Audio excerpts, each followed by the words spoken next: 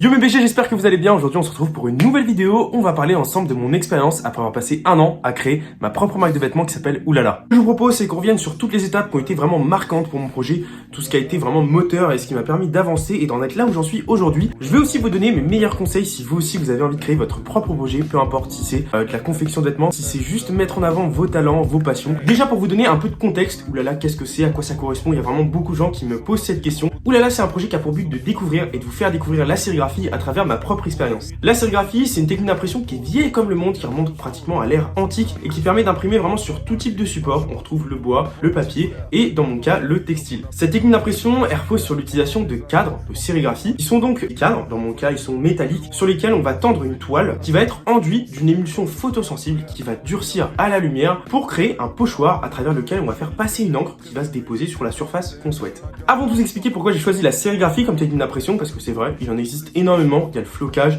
la sublimation, le DTF, le DTG, bref, il y a vraiment énormément de techniques d'impression. C'est important que je revienne sur une anecdote qui est hyper importante et qui a vraiment été marquante dans ce projet, qui m'a permis de me dire, ça y est, j'ai envie d'imprimer mes vêtements moi-même. Ce qui s'est passé, c'est qu'au mois de novembre 2020, j'étais vraiment à fond dans le mood du motion design, de l'art graphique, vraiment quelque chose que je kiffe de ouf, faire les visuels moi-même. Et ce qui s'est passé, c'est que je voulais absolument imprimer un t-shirt avec mon propre visuel, parce que je retrouvais pas forcément ce qui me plaisait dans le commerce habituel. J'ai eu la chance de faire un petit voyage à Paris avec ma copine. On est passé chez Citadium et j'ai découvert un stand qui permettait d'imprimer ses propres vêtements avec son propre visuel. Du coup, j'avais ma clé USB, je me suis dépêché, je suis allé voir le mec, je lui ai dit salut, je veux imprimer ce visuel là. J'ai payé 25 € pour un t-shirt avec une coupe dégueulasse, une impression qui avait zéro contraste, qui était hyper moche. Et j'ai pris un giga coup de seum. C'est à ce moment-là que je me suis dit, maintenant je vais imprimer les vêtements moi-même, quitte à galérer, moi je serais beaucoup plus satisfait du rendu. Et du coup, ce qui s'est passé, c'est que j'ai commencé à me renseigner sur les différentes techniques qui existent pour imprimer des vêtements, soit en le faisant soi-même, soit en passant par un intermédiaire. Au début, je pensais que vraiment imprimer des vêtements par moi-même, ça allait être très compliqué. Du coup, j'ai commencé à me renseigner sur des indépendants qui allaient pouvoir le faire pour moi. Printful, que vous connaissez sûrement. Et ensuite, je suis tombé sur une vidéo de Justin Buisson qui parlait d'Everpress. Everpress, c'est une plateforme qui permet de créer des campagnes dans lesquelles vous allez pouvoir mettre en vente un vêtement avec le visuel de votre choix. Everpress, eux, ils s'occupent de tout, reçoivent l'information du client, ils impriment la commande, ils s'occupent de l'expédier à la personne. Le problème, c'est qu'il fallait faire un minimum de 5 ventes pour commencer à toucher une part du prix du vêtement.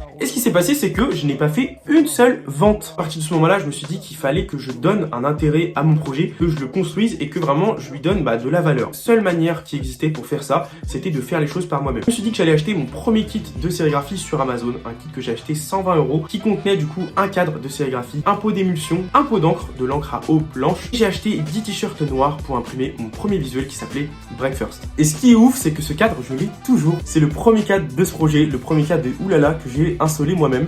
Il est très petit, contrairement au cadre que j'utilise aujourd'hui. Je vous fais un comparatif, je pense que vous vous rendez compte du truc. Ce cadre, il m'a permis de commencer à vendre mes premiers vêtements. À ce moment-là, j'avais pas de presse, j'ai imprimé vraiment à l'arrache. J'ai commencé à vendre à des amis, à des gens qui me connaissaient, à des gens dans mon lycée. Merci à tous mes BG de Tours qui m'ont soutenu depuis le début, vous êtes des boss. À ce moment-là, ce qui s'est passé, c'est que je me suis dit que j'allais devoir investir, tout simplement parce que je voulais faire des impressions qui allaient être de plus en plus belles. Donc j'ai investi dans ma presse de sérigraphie qui est juste derrière moi et que j'utilise encore toujours. Grâce à cette presse, j'ai pu m'acheter mon deuxième cadre, un cadre en bois cette fois-ci, un très grand cadre que j'ai insolé moi-même. Sur ce cadre, j'ai pu insoler un deuxième visuel qui est apparu sur mon site et qui s'appelait Wave. Ce visuel, c'est le premier visuel que j'ai sorti sur des pulls et ça a été vraiment le début lancé dans mon projet. À ce moment-là, on est au courant du mois de février. Il faut vous dire que l'insolation des cadres, c'est vraiment une catastrophe pour moi. C'est quelque chose que je maîtrise pas du tout et que je fais un peu à l'arrache. Je me suis dit, je vais investir maintenant pour acheter mes propres cadres de sérigraphie qui allaient être pré-insolés, donc ça veut dire déjà prêt pour l'impression. C'est à la suite de ça qu'est né le visuel le plus iconique de toute cette marque,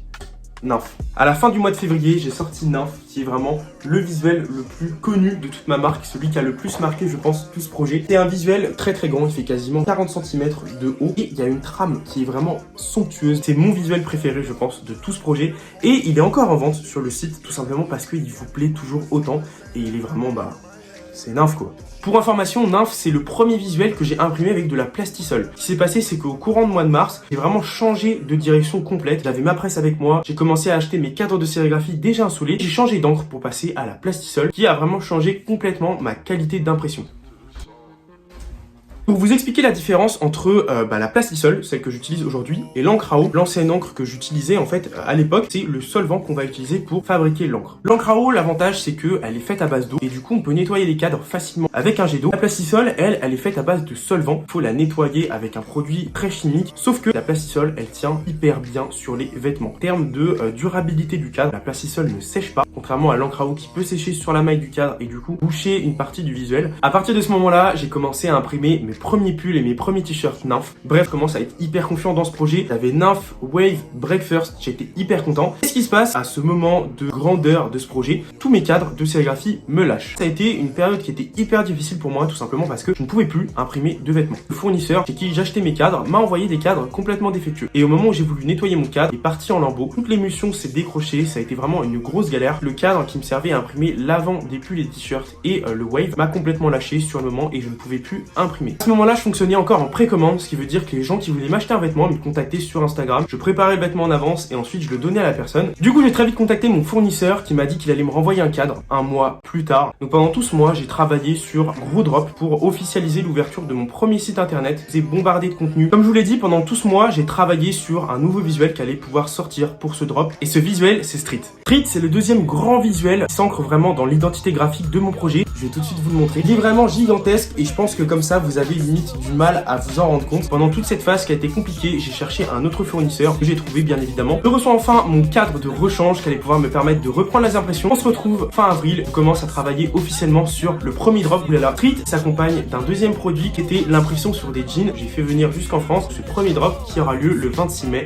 2021. C'est bon, j'ouvre mon site en live avec vous. À ce moment-là, il se passe un truc vraiment incroyable. Une des premières commandes que j'ai eues sur mon site, c'est une commande qui a été faite par Supram. Je suivais depuis un bout de temps l'aventure de Flub, Supram et Ruby au local, qui ont été un peu plus tard rejoints par Tom. Et Supram, c'était vraiment une personne que je suivais depuis hyper longtemps et qui m'a donné vraiment beaucoup de conseils. Ça me fait hyper plaisir de voir que des gens qui sont expérimentés dans ce milieu me font confiance. Il y a Maël Ravi qui parle de moi dans sa vidéo sur YouTube. C'était vraiment un moment où beaucoup de gens se sont mis à s'intéresser à mon projet. Wesh mon BG, ça te dit quoi? Ça te dirait de venir au local demain? Si t'es chaud, bah right now on fait ça en balle, let's go. Supram, Flub, Ruby et Tom m'ont invité à leur rendre visite au local. 2 juin, je vais donc à Orléans rendre visite aux gars au local. Ça a été vraiment une journée qui a été incroyable pour moi. J'ai pu apprendre des trucs de ouf. J'ai pu passer du temps avec des gens qui étaient dans le même état d'esprit que moi et ça fait vraiment plaisir de se retrouver avec des gens qui sont dans la même mentalité, qui font les mêmes choses et qui sont vraiment dans le même délire en fait. Parce que ce qu'il faut savoir, c'est que moi, quand je fais les vêtements, je suis seul et c'est pas facile en fait de trouver la motivation de faire des choses, d'innover. Cette journée elle a vraiment été incroyable parce que c'est le moment où j'ai commencé à prendre confiance dans mon projet. Je sais pas si vous vous rendez compte, mais c'est comme si les gens que vous suivez depuis hyper longtemps, depuis quasiment plus d'1 an, vous font confiance et vous invitent à venir les rencontrer pour vous dire t'es pris au sérieux et ce que tu fais c'est plus simplement un petit projet de rien du tout,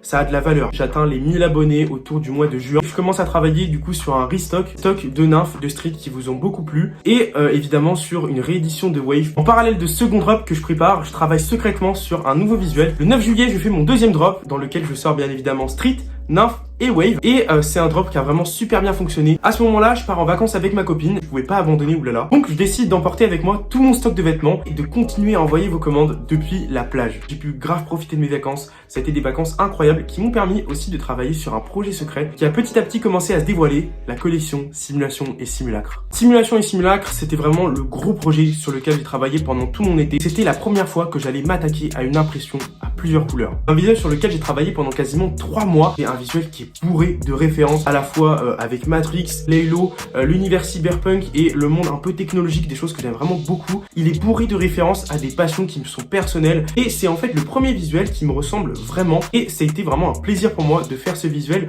parce que j'essayais pas forcément de me dire il faut que je fasse un visuel qui va plaire aux gens. À ce moment-là, je me suis dit il faut que je fasse un visuel qui va me plaire à moi. Pour la petite anecdote de ceux qui savent pas, sur ce visuel, on a un élément qui est vraiment hyper personnel, c'est le visage de ma copine qui est juste là. D'ailleurs, on la retrouve même sur le logo, oulala. C'est en fait une photo d'elle que j'ai utilisée pour recréer ce visage et je trouve vraiment que Simulation Simulacre, c'est la plus grande réussite de tout ce projet. Du coup, pendant toutes ces vacances, je commence à travailler secrètement sur ce visuel et c'est à ce moment-là que je me dis que mon projet, il manque d'ambition. Je me dis qu'à quitte à se lancer dans un visuel qui est complètement technologique, limite cyberpunk, il faut apporter une dimension complètement digitale à ce visuel. Je me décide de créer mes propres filtres Instagram pour projeter une animation sur le vêtement. Pendant mes 3 mois d'été, je me renseigne sur comment on peut créer un filtre Instagram After Effects, Spark AR qui me permettent de créer mes premiers filtres Instagram. J'explose sur les réseaux, je dépasse du coup les 3000 abonnés sur TikTok, puis les 4000 abonnés. J'approche des 4500 abonnés au début septembre. Début septembre, je fais ma rentrée en LAS Sciences de la vie. Si vous savez pas, la médecine a été complètement réformée et c'est un parcours qui me permet de suivre une année de licence Sciences de la vie et en parallèle de faire des enseignements de médecine qui me permettent de rentrer en deuxième année de médecine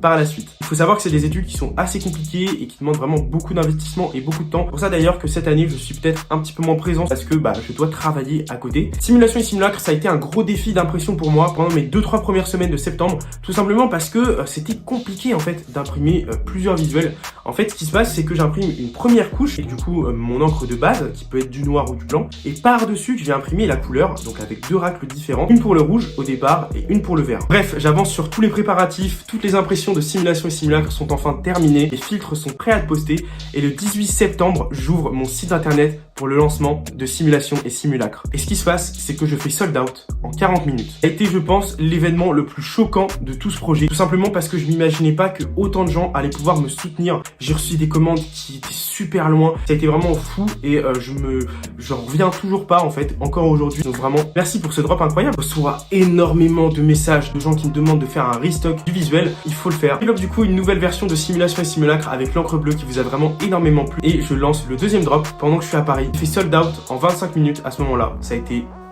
été fou en fait. Alors vous voyez cette vidéo, on est 1 an après toute cette histoire que je viens de vous raconter. À l'occasion de ces 1 an, j'ai développé un tout nouveau visuel qui s'appelle Bleu Nuit et qui est juste derrière moi, dont l'impression est vraiment incroyable. La particularité de Bleu Nuit, c'est qu'il est imprimé avec une encre phosphorescente. Bleu Nuit, c'est le visuel qui vient clôturer cette année qu'on a passé ensemble et ensemble les 1 an de Oulala. Personnellement, si j'avais des conseils à vous donner, si vous aussi vous avez envie de créer votre propre projet, le premier conseil que je pourrais vous donner, c'est de toujours être déterminé dans ce que vous allez faire. Jamais se dire, bon vas-y, là je m'y mets. Pendant 2-3 jours, vous vous mettez à fond dans ce projet, puis rapidement vous vous mettez à plus trop y penser. Et au fur et à mesure, vous mettez ça de côté jusqu'à l'oublier complètement. On a tous rencontré des phases qui ont été plus difficiles que d'autres, mais c'est les moments qui sont clés dans un projet parce que c'est ces moments-là qui nous en apprennent le plus. Un autre conseil que je pourrais vous donner aussi, c'est de ne pas vous mettre de pression, à toujours avoir des exigences de qualité sur un projet, sur un produit. Et parfois, c'est compliqué d'atteindre ces exigences-là qu'on a et qu'on s'impose à nous-mêmes. Vraiment pas oublier que quand vous êtes débutant dans un milieu, c'est normal que vous fassiez des erreurs. Il faut aussi qu'on puisse voir une évolution dans votre projet. Que je pense que les gens vont être d'autant plus fiers de vous si ils vous voient évoluer dans votre projet. Si vous débarquez tout de suite avec quelque chose qui va être hyper quali, hyper bien fait, hyper travaillé, derrière vous n'allez pas y rajouter une composante humaine qui fait des erreurs, mais qui fait aussi de grands succès et c'est ça qui va donner